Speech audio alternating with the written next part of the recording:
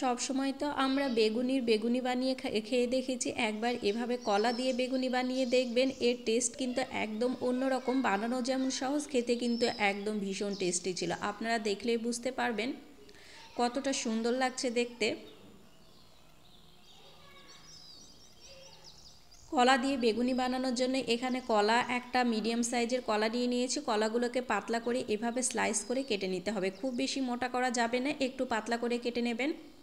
আমি একটু পাতলা করে কেটে নিয়েছি। এবার দিয়ে দিলাম পরিমাণ মতো জল আর হলুদ জল দিয়ে এভাবে ভিজিয়ে রাখলে কলার যে একটা মানে কষ থাকে কলার গায়ে, সেটা কিন্তু বেরিয়ে যায়, আর কলার গায়ে যে কালো ভাবটা সেটা কিন্তু একদমই আসে না। এটা এদিকে এক সাইডে রেখে দেব। এবার আমি ব্যাটারটা গুলে নেব। নিয়েছি একটা পাত্রের মধ্যে দিয়ে দেব পরিমাণ মতো বেসন। আপনারা যতটা বানাবেন সেই বুঝে আপনারা বেসনটা দেবেন। আমি যেহেতু বেগুনি 2 রকমের পকোড়া বানাবো, সেই কারণে সেই বুঝে আমি বেসনটা দিয়েছি। দিয়ে দিলাম হাফ টেবিল চামচ লবণ, মানে টেস্ট অনুযায়ী লবণ, হাফ টেবিল চামচ হলুদ গুঁড়ো, আর দিয়ে দেব 1 টেবিল চামচ লঙ্কার গুঁড়ো। হলুদের পরিমাণটা মানে লবণের পরিমাণটা একটু বুঝে দিবেন, তাহলে কিন্তু খেতে বেশি ভালো লাগবে। আর দিয়েছিলাম 1 টেবিল চামচ জিরের গুঁড়ো, 1 টেবিল চামচ কালো জিরেটা দিলে কিন্তু খেতে বেশি ভালো লাগে। আর দিয়েছিলাম হাফ টেবিল চামচ বেকিং পাউডার। এবার শুকনো উপকরণগুলোকে খুব ভালো মতো মিশিয়ে নিতে হবে। শুকনো উপকরণগুলোকে খুব সুন্দর মতো মিশিয়ে নিয়ে অল্প অল্প জল দিয়ে, এটা আমি ঠান্ডা জল দিয়েছি, এবার অল্প অল্প জল দিয়ে একটা সুন্দর ব্যাটার রেডি করে নিতে হবে। ব্যাটারটা যেন খুব বেশি পাতলা না হয়ে যায়, আবার খুব বেশি ঘন না হয়ে যায়।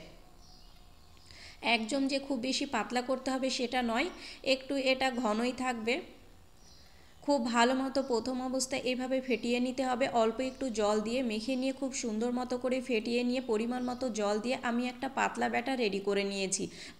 ব্যাটারের ঘনত্বটা ঠিক এই রকম রাখতে হবে। আঙ্গুল চুবিয়ে দেখবেন আঙ্গুলের গায়ে পুরো লেগে থাকছে, কিন্তু ব্যাটারটা পুরো চলে যাচ্ছে না। তাহলে ব্যাটারটা আমার রেডি করে নেওয়া হয়ে গিয়েছে। এইদিকে একটা কড়াই বসিয়ে দিয়েছি, কড়াই দিয়ে দিয়েছি পরিমাণ মতো সাদা তেল। তেলটাকে কিন্তু খুব ভালো মতো গরম করে নিতে হবে। এই তো একটা কলা স্লাইস নিয়ে ব্যাটারের মধ্যে চুবিয়ে এইভাবে গরম তেলে ছাড়লেই কিন্তু আমার বেগুন ছাড়া বেগুনি একদম রেডি হয়ে যাবে।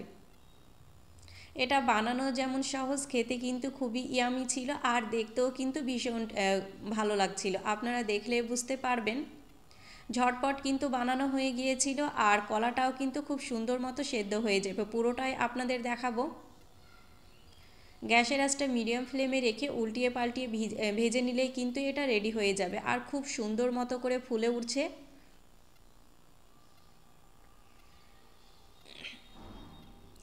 ইফতারির সময় কিন্তু আপনারা এভাবে কলা দিয়ে বেগুনি বানিয়ে নিতে পারেন। এক অন্য রকমের টেস্ট পাবেন, একদমই অন্য রকমের টেস্ট। খেতে কিন্তু খুব টেস্টি ছিল। এই তো গোল্ডেন ব্রাউন কালার করে ভেজে নিলেই কিন্তু একদম রেডি হয়ে যাবে। দেখুন কতটা সুন্দর লাগছে না দেখতে, খেতেও কিন্তু খুব ভালো হয়েছিল। এক এক করে সমস্ত আমি এইভাবে কলার বেগুনিগুলো রেডি করে নিয়েছিলাম।